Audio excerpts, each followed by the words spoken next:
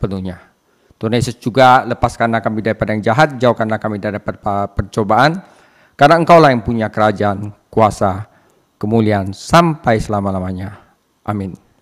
Oke saudara, hari ini topiknya adalah Obsessive Compulsive Personality Disorder, yaitu salah satu sisi gelap dari kepribadian obsesif kompulsif ada ngontrol.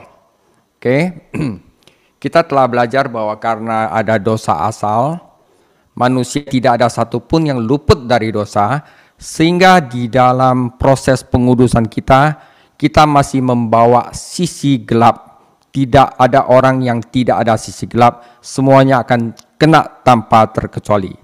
Dan di sini saya akan bahas bahwa ada 5 sisi gelap yang akan sangat merugikan gereja, ya, yang merugikan kepemimpinan, yang kalau misalnya kita tidak kenali, yang kalau kita tidak sadari akan membawa kejatuhan bagi kita semua. Jadi penting untuk mengetahui sisi gelap ini dan bagaimana kita bisa bawa ke hadapan Tuhan Yesus agar kita dikuduskan sehingga kami menjadi seperti Yesus.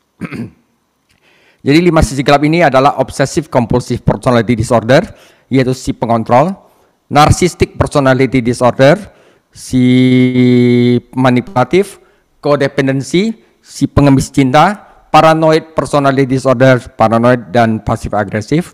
Dan di sini saya tambahkan satu pengajar lagi karena ini berhubungan dengan ini adalah dengan temperamen, yaitu sanguin, melankolis, kolerik dan phlegmatik. Itu barusan kita udah mengetahui sisi gelap kita, barusan saya akan bahas tentang sanctification, yaitu proses pengudus. Oke, jadi hari ini adalah Obsessive Compulsive Personality Disorder. Kalau dari kerusakan yang timbul dari sisi gelap ini, kompulsif itu sedang. Jadi dia ada negatif, pengaruh negatif yang cukup signifikan, tetapi tidak separah narsistik dan pasif agresif. Oke, dia ada di kolom 5 atau 6. Nah, Obsessive Compulsive Personality Disorder. Penyebabnya, dia itu tidak nyaman kalau dia tidak mengendalikan. Dia kira ada sesuatu yang akan merugikan dia.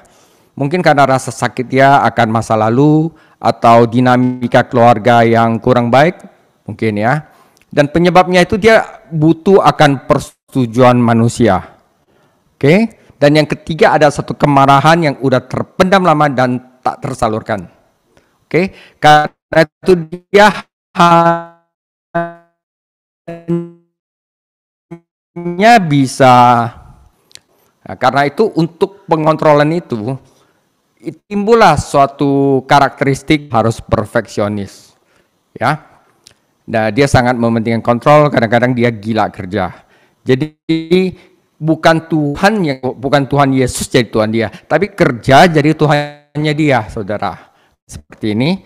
Dan bagaimana sisi gelap ini bisa disembuhkan? Ya pasti dibawa kepada Tuhan Yesus, tapi di dalam proses sanktifikasi mereka harus berani tolak godaan untuk mengendalikan. Mereka harus mengurangi kecenderungan perfeksionis dan tidak fokus pada persetujuan manusia. Oke saudara, saya akan mau cerita.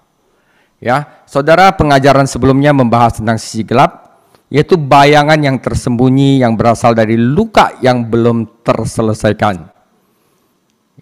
Pengalaman masa kecil atau yang kita berasa utang, kita ada utang di kehidupan yang dirasakan yang mendorong perilaku ini terjadi.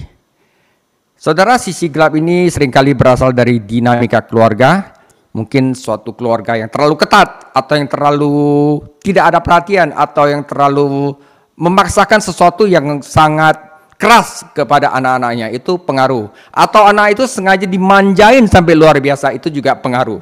Ya, mungkin waktu dia kecil atau dia remaja ada kebutuhan yang tidak terpenuhi. Manusia kan ada kebutuhan dari kebutuhan fisiologis sampai aktualisasi. Atau juga ada trauma pribadi yang membentuk cara individu itu menanggapi tantangan. Saudara, jika seorang ini naik ke kepemimpinan, jika ini tidak ditangani, masalah membawa para yang tanpa mereka sadari. Beberapa tokoh terkenal sebagai contoh kegagalan kepemimpinan yang menekankan bagaimana proses hidup yang tidak terkendali dapat mengakibatkan efeknya ke publik, saudara. Ya, bisa ke perusahaan, bisa ke negara, bisa ke gereja, dan juga bisa ke keluarga. Saudara, pertanyaan intinya adalah apa saja sisi gelap ini, mengapa hal itu terjadi, dan bagaimana individu menumbuhkan kesadaran untuk memimpin secara bertanggung jawab yang bisa menumbuhkan perdamaian di lingkungan dan komunitas mereka. Ya, jadi penting ya, saudara. Oke, saya mulai bahas obsessive compulsive personality disorder. Sisi gelap utama pertama yang dieksplorasi kita hari ini mengenal namanya obsessive compulsive personality disorder yang umumnya dipahami sebagai masalah kontrol.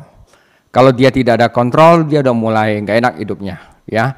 Dia tuh udah mulai curiga atau apa gitu. Dia harus kontrol semuanya. Para pemimpin yang memiliki sisi gelap OCPD merasakan kebutuhan yang sangat besar untuk mengendalikan lingkungan mereka. Kalau di keluarga dia harus jadi yang mengendalikan. Kalau di suatu kayak pertemanan dia harus mengendalikan. Mengendalikan apa? Bukan hanya keadaan, tapi mengendalikan orang, tempat, dan keadaan. Seringkali karena persepsi mendasar bahwa hidup mereka tidak terkendali.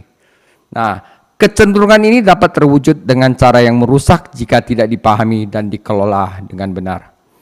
Saudara, pengajaran hari ini menjanjikan pembahasan yang lebih lanjut tentang sisi gelap ini, termasuk penyebab dampak karakternya yang mendorong introspeksi dan akuntabilitas untuk biar kasih. Tapi karena sisi gelapnya itu bisa masuk ke dalam ranah itu, saudara, mengidentifikasi sisi gelap kita. Saudara, kadang-kadang kita buang ke temperamen. Oh, temperamen kita memang begitu. Temperamen sama personality beda, saudara. Temperamen menekankan bahwa sifat itu bawaan seseorang. Apa yang ditanamkan Tuhan pada diri seseorang adalah netral, tidak benar dan salah. Kalau saya sanguin, ya bukan sanguin itu jahat atau enggak jahat, itu netral, saudara. Ya. Namun individu harus tetap bertanggung jawab atas perilaku mereka daripada mencoba kompromi, memaafkan tindakan mereka berdasarkan temperamen mereka. Kemudian beralih ke teologi, konsep dosa, meneliti bagaimana kehancuran dan sisi gelap terwujud dalam kepemimpinan. Fokus kembali ke masalah kontrol, OCPD menyoroti persepsi bahwa hidup ini tidak terkendali, yang menyebabkan individu, terutama orang muda marah atau mereka yang cenderung memiliki kecenderungan kuat untuk menuruti keinginan saya untuk mencari lebih banyak kontrol atas lingkungan mereka, saudara. Saudara, penyebab utama OCPD adalah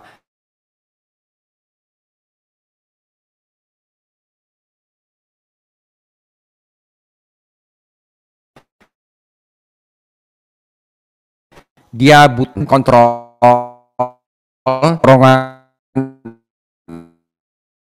internal untuk mendapat yang terpendam dan yang tidak banyak yang diajarkan sejak bahwa ini adalah tidak sesuai dengan ajaran Kristen atau tidak pantas.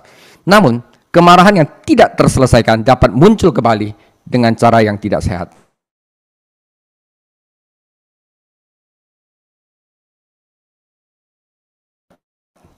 Uang dengan sisi-sisi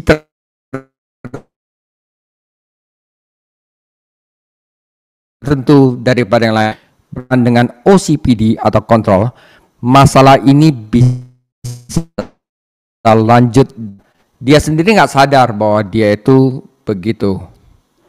Nah, saudara, salah satu karakteristik ada perfeksionis dalam kepemimpinan.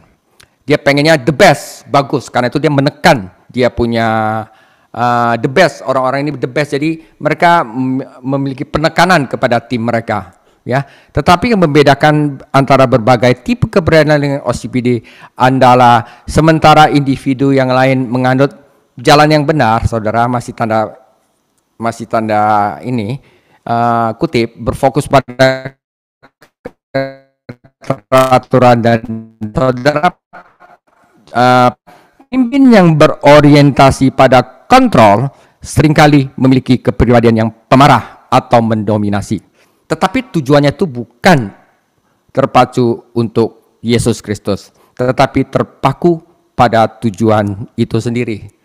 Mereka akan terus maju, saudara, enggak peduli. Mereka tidak pentingin proses, ada pertumbuhan atau enggak. Yang penting kesempurnaan telah tercapai. Ya, mereka terus maju tanpa mempedulikan prosesnya, dengan asumsi bahwa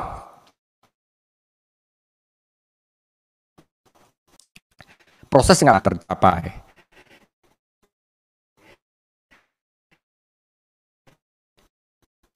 Ya, jadi itu beda tidak dari tetapi dari kecepatan dan efisiensi, mengandalkan tim mereka untuk melaksanakan detail yang diperlukan di sepanjang jalan. Pola pikir ini menyoroti disfungsi yang lebih dalam, keyakinan bahwa kontrol sama dengan kesuksesan. Mau sukses lost kontrol? Belum tentu, saudara, ya.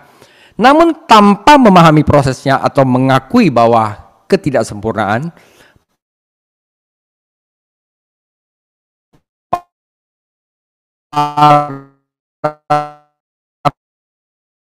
pemimpin bukan hanya hasil, tetapi orang-orang terlibat dalam timnya itu semuanya tumbuh dan menjadi hubungan yang sangat sehat. Nah, itu yang Tuhan Yesus mau. Ya, perfeksionis adalah karakteristik masalah status akan kontrol. Saudara, mereka tuh berpikir jika saya itu tidak mengontrol, bagaimana orang lain akan memandang saya?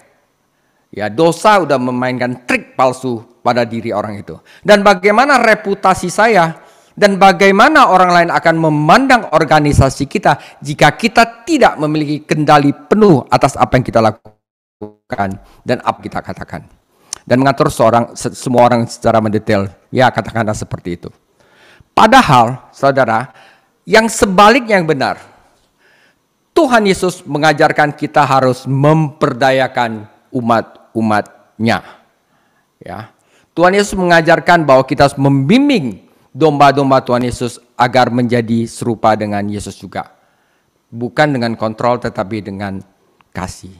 Seperti apa yang Tuhan Yesus lakukan kepada murid-muridnya. Yesus mengajarkan tentang bagaimana orang perlu menjadi dirinya sendiri, yang Tuhan ciptakan untuk kita, dan bukan manusia yang memegang kendali, tetapi Tuhan yang memegang kendali. Dan kita mengikutinya. Kita manusia sering berurusan dengan masalah status, gila kerja, dan itu adalah ciri-ciri orang yang mengendalikan, saudara. Dia berpikir kita harus bekerja 60 jam seminggu, atau mungkin 80 jam seminggu. Karena jika tidak, perasaan kendali itu akan muncul di dalam diri nyaman. Nah, itu sebabnya dia harus gila kerja, memastikan bahwa dia dalam kendali, saudara. Itulah kenyataannya. Saya merasa sebagai pecandu kerja, dan saya sebagai salah satu orang yang dapat membuktikan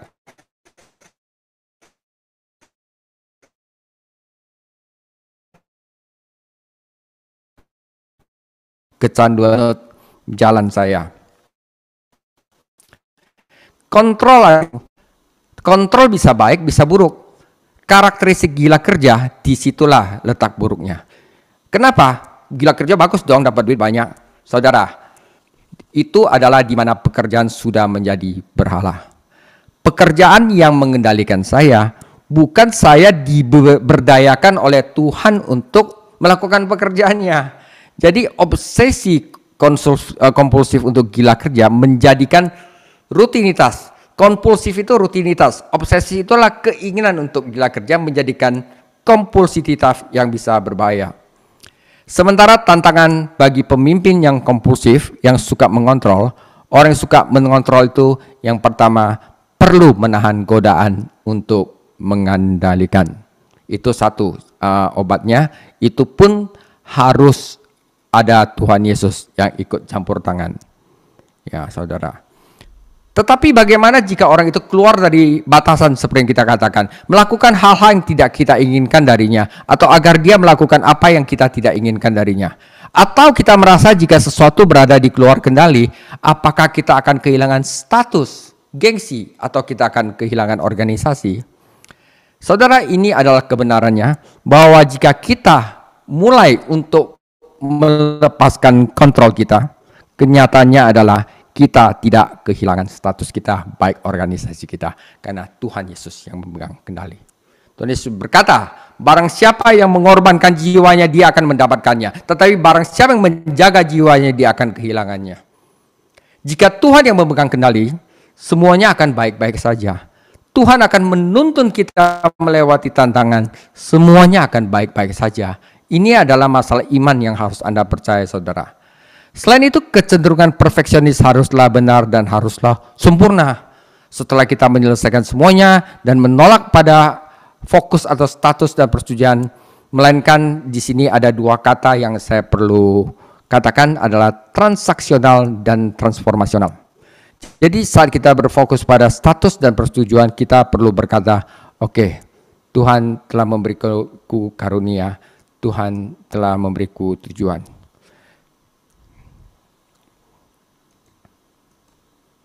Saudara, diskusi ini membandingkan pendekatan transaksional dan transformasional terhadap kepemimpinan dan pemulihan.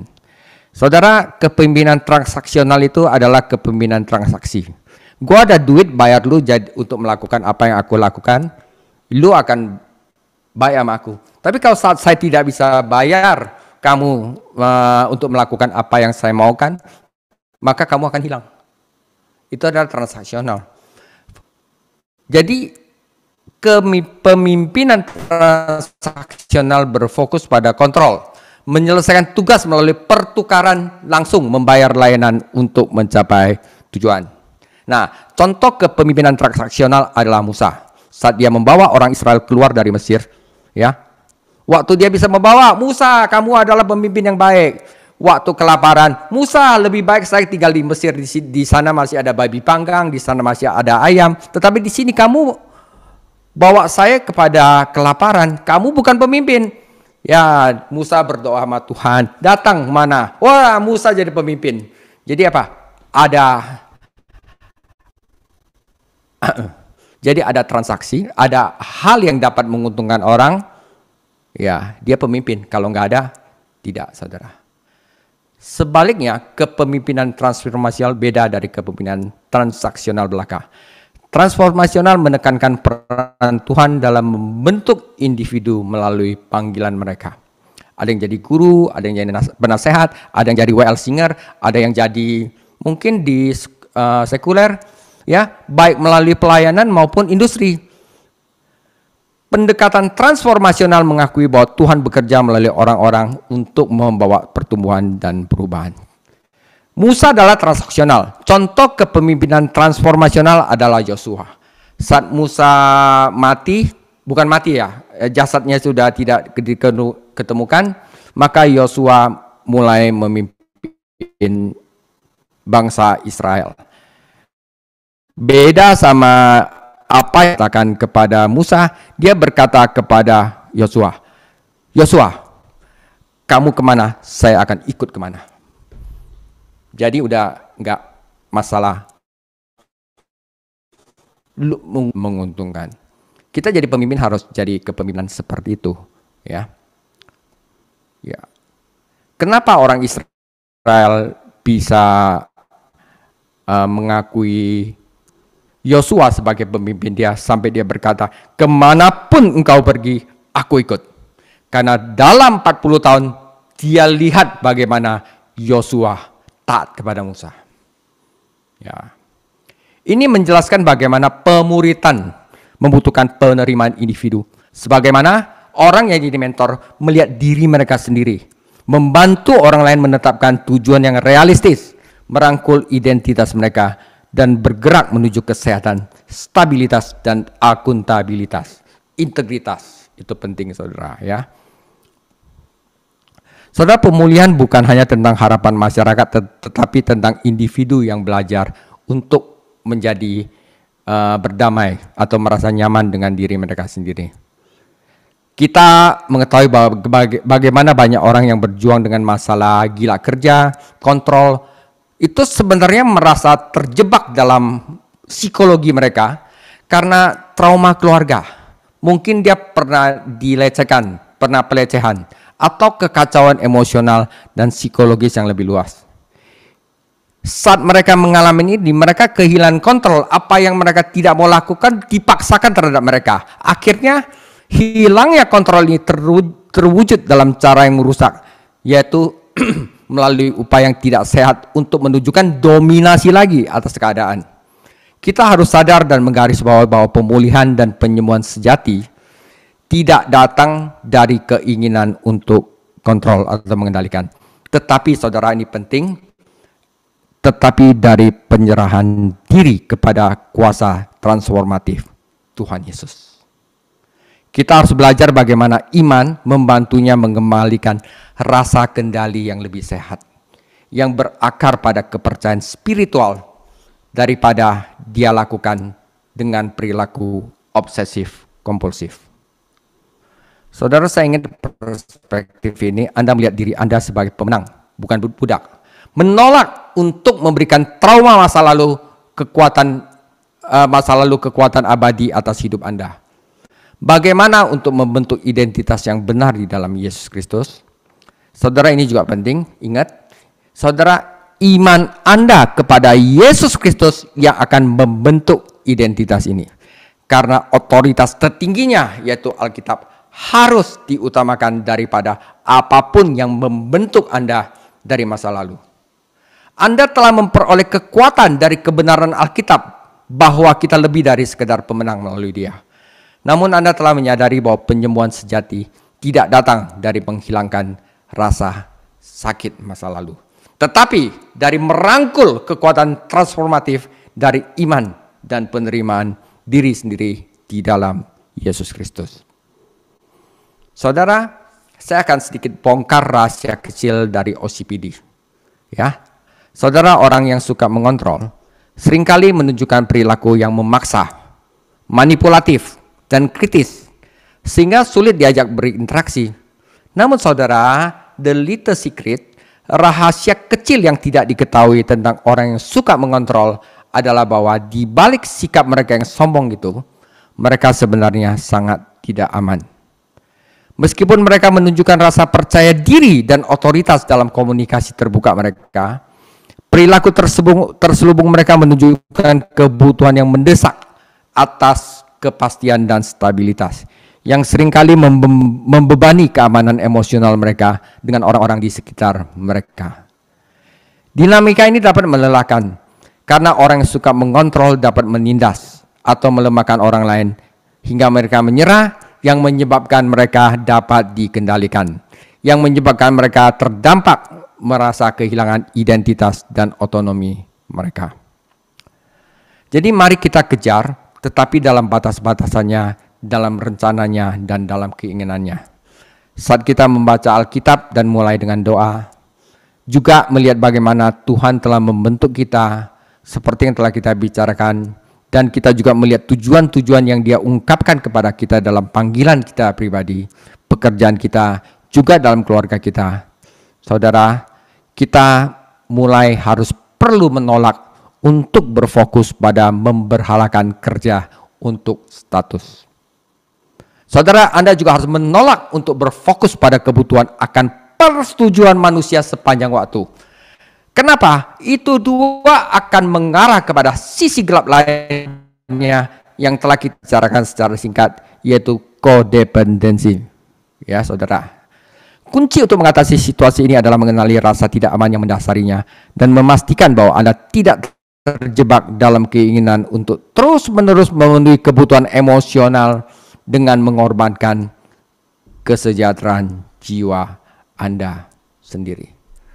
Saudara, jadi keinginan untuk ketakutan Anda ganti sama sesuatu yang paling berharga, yaitu damai sejahtera dan sukacita. Ya, itu adalah kerjaan iblis ya saudara. Dia itu adalah pencuri sukacita. Nah, saudara, untuk mencegah rasa tidak aman seorang pengendali, itu kadang-kadang bisa menjadi beban kita.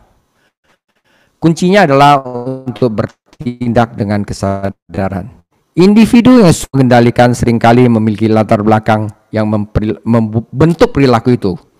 Mungkin mereka sendiri pernah dikendalikan dengan parah masa lalu, ya, yang menyebabkan mereka tidak mempercayai orang lain dan penilaian mereka sendiri sebenarnya.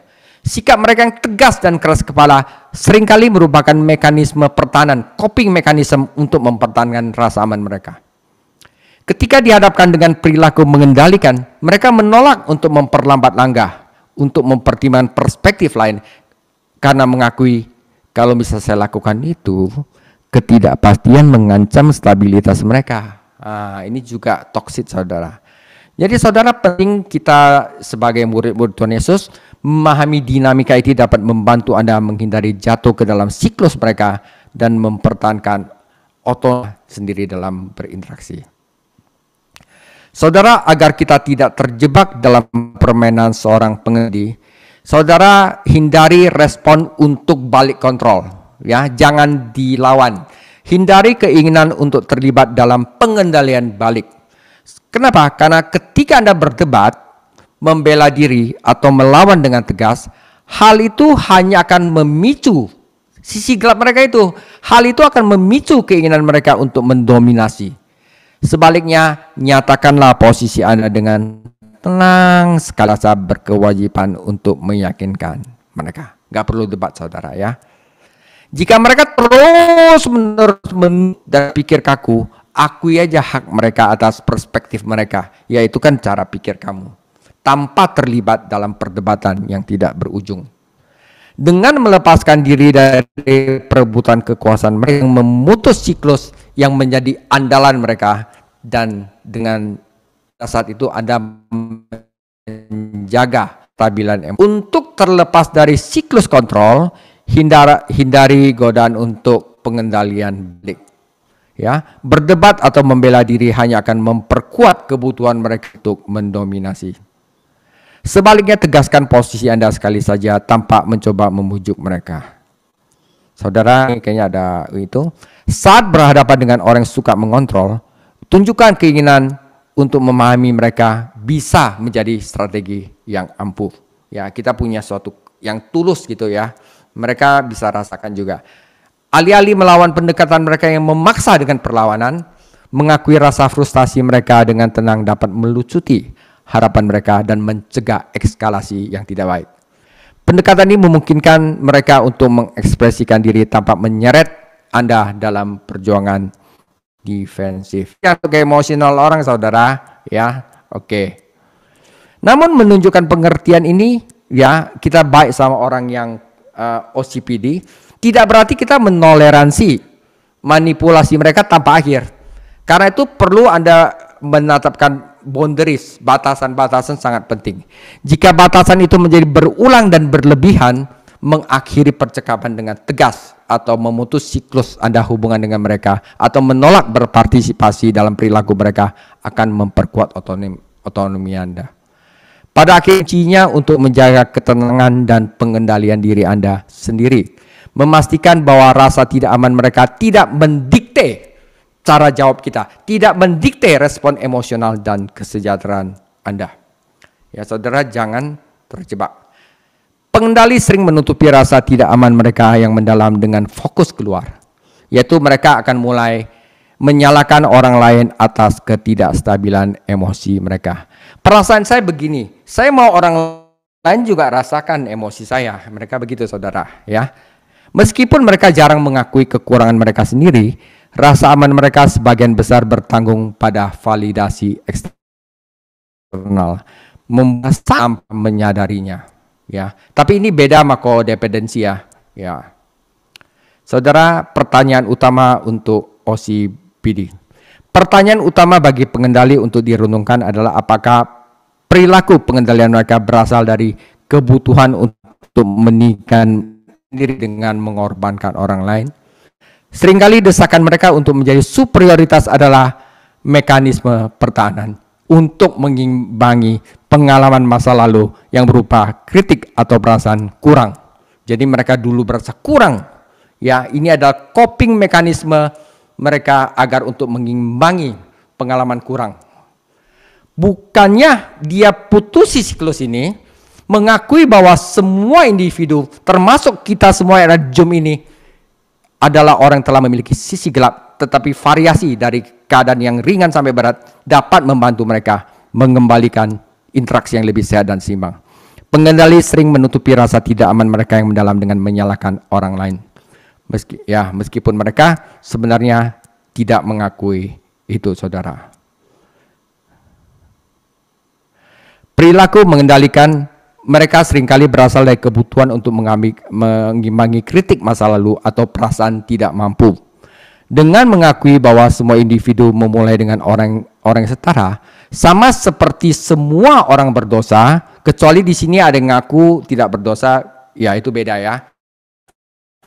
Sama seperti yang memilih sisi gelap, mereka juga sebenarnya dapat memutus siklus superioritas dan mengembangkan hubungan yang lebih sehat yang dibangun atas rasa saling menghormati. Saudara, perilaku OCPD ini seringkali akan merusak hubungan. Di gereja udah baik-baik, sayang karena ada orang OCPD dan orang diserang itu belum mengerti cara responnya, seringkali merusak hubungan. Menjauhkan orang-orang daripada kita bekerja sama. Jika Anda merasa selalu bersikeras atau persuasif, pikirkanlah apakah pendekatan ini benar-benar bermanfaat bagi hubungan Anda. Saudara, intimidasi jangka pendek mungkin berhasil, tetapi dalam jangka panjang, hal itu akan membuat orang itu kesepian, saudara. Saudara, saya nggak banyak-banyak lagi. Penutup, selain itu perilaku yang suka mengendalikan mempengaruhi individu. Memicu kemarahan orang lain, memicu kebencian orang lain, dan sikap defensif. Orang lain udah pas jaga jarak sama kita. Jadi jangan kita menyalahkan orang lain atas ketidaknyamanan emosional. Tetapi ambil tanggung jawab atas reaksi diri sendiri, sangat penting. Jadi jangan salahin orang lain, tetapi bawalah kepada Tuhan Yesus. Ingat, sebelum bawa kepada Tuhan Yesus, Anda harus ngaku dan bertobat. Tidak seperti Adam, di manakah kamu? Adam tidak mengaku dan bertobat, tetapi dia menyalahkan orang lain.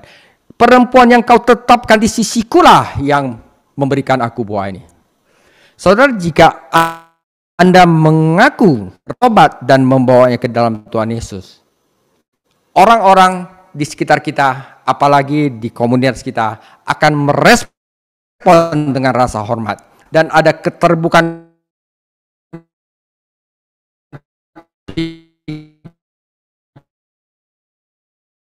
pikiran secara yang lebih sehat, di mana orang lain secara alami terlibat, saudara. Daripada kita pakai sisi gelap kita untuk menekan orang untuk patuh, saudara. Oke, itu demikian tentang OCPD. Mungkin dari cerita saya Anda sudah dapat gambaran, saudara. Saya ulangi lagi, penyebab kurangnya kontrol untuk dirasakan. Dia butuh validasi, saudara, dan ada kemarahan yang dia pendam dan tak tersalurkan dan sudah lama. Karakteristik untuk menutupi kontrol ini, mereka perfeksionis, sangat mementingkan kontrol dan memberhalakan kerja lebih. Dan bagaimana mereka untuk berhasil, tetap harus dibawa kepada Tuhan Yesus, karena spirit dia yang bisa untuk merubah kita. Proses sanctification, proses pengudusan mereka harus berusaha untuk tolak godaan untuk mengontrol. Kecenderungan perfeksionis dan menolak fokus pada validasi manusia dan mulai mencari validasi dari Tuhan Yesus. Tuhan Yesus memberkati.